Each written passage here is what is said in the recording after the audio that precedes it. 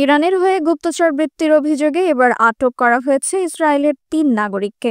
অভিযোগ উঠেছে তারা তেহরানের পক্ষ থেকে বেশ কিছু ভয়াবহ পরিকল্পনার সঙ্গে যুক্ত ছিলেন, যা বাস্তবায়নের অপেক্ষায় ছিল যুদ্ধকালীন সময়ে। ইসরায়েলের অভ্যন্তরীণ গোয়েন্দা সংস্থা শিন বেত এর সহায়তায় গত মাসের ১৪ ও ১৫ তারিখের মাঝামাঝি সময়ে অভিযান চালিয়ে তাদের আটক করে নিরাপত্তা বাহিনী।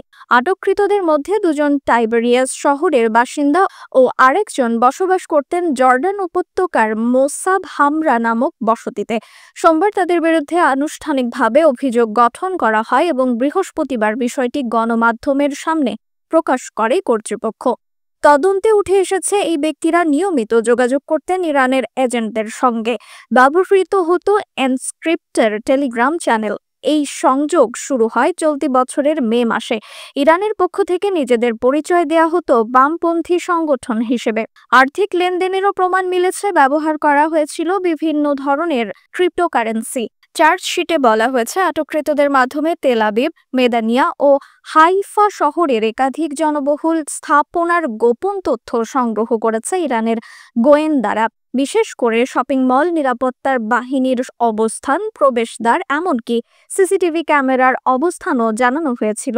অভিযুক্তরা নিজেদের অবস্থান লাইভ লোকেশন হিসেবে পাঠাতো এবং পরবর্তী নির্দেশনার অপেক্ষায় থাকত। তদন্ত অনুযায়ী গুপ্ত হত্যার পরিকল্পনাও ছিল। এর অংশ হিসেবে অভিযুক্তদের একজনকে বিশেষ সামরিক প্রশিক্ষণের প্রস্তাব দিয়ে লোভ দেখানো হয়। বলা হয়েছিল একটি চক্র গড়ে তুলতে। যদিও সেই প্রস্তাবে সাড়া দেননি তিনি, তবে অন্যান্য অ্যাসাইনমেন্ট পালন করতে হতো। সবচেয়ে আশ্চর্যজনক তথ্য হলো, ইরানের ইসরায়েলের সাম্প্রতিক হামলার আগেই অভিযুক্তদের একজন হামলার তথ্য সরবরাহ করেছিলেন। এমনকি হামলার কয়েক ঘন্টা আগে একটি স্ক্রিনশট পাঠানো হয়েছিল ইরানে। হামলা শুরু হলে তিনি দুঃখ প্রকাশ করে বার্তাও পাঠান। এরপর তাকে গ্রেনেড কেনা ও কয়েকটি গাড়িতে আগুন লাগানোর নির্দেশনা দেওয়া হয়। যদিও এসব কাজ তিনি শেষ পর্যন্ত করেননি। পরে ইরানের ছোড়া মিসাইল হামলার সময় ভিডিও ধারণ করে পাঠানোর নির্দেশ দেওয়া হয় এবং প্রতিটি ভিডিওর জন্য অর্থ দেওয়ার প্রতিশ্রুতিও দেওয়া হয়েছিল।